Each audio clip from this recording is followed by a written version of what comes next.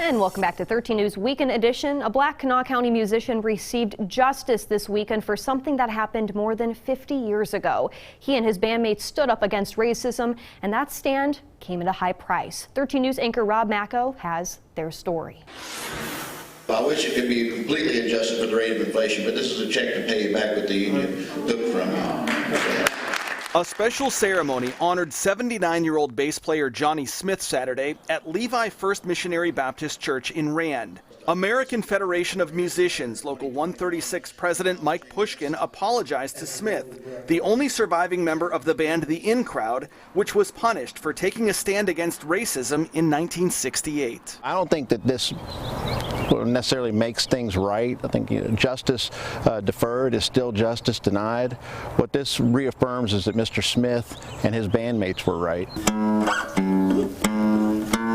So what happened? First, a little history. Johnny Smith was a popular musician in the Charleston area.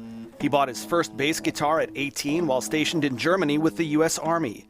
When he returned home, he began playing in rock and jazz bands throughout the Charleston area. He once played with Otis Redding in Beckley and did several shows with John Lee Hooker in Charleston. Talk that talk right now. Yeah, I sat in with him. I played with him. I found him to be a good musician, a personable type of guy. Smith worked as a lineman with the power company by day and played music on nights and weekends. And one night, the racism of the 60s was something he couldn't ignore. Johnny Smith says that in 1968, he and his band members were playing on the third floor of the Charleston Athletic Club, which was on Kanawha Boulevard at the time. He says a black man and white woman sat down at one of the tables, but no one served them. They just sat there and they sat there and they sat there. And I think they danced a couple times, and then when they sat back down, nobody had come. And this was an appreciable amount of time. It was over 15 minutes. Smith says he and his bandmates talked about it and decided to tell the manager about the situation, but they were ignored. Since he still didn't send anybody to wait on, just continued to ignore, we quit playing.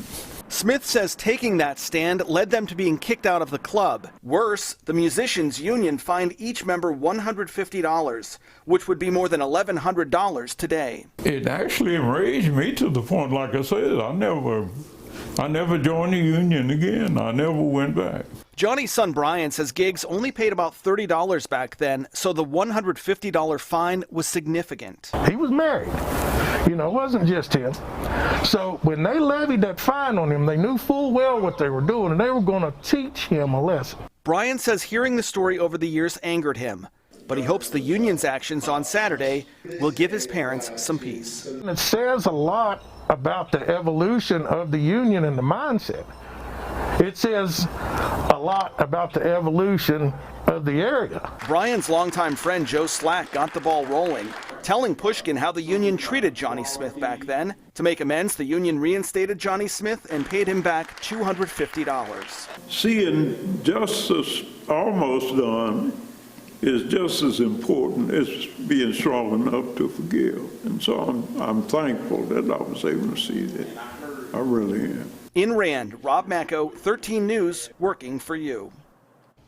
Now, Johnny Smith says even after he quit the union, he was still able to get paying gigs around Charleston. His family hopes that he will one day be considered for the West Virginia Music Hall of Fame. And right now, you're taking a live look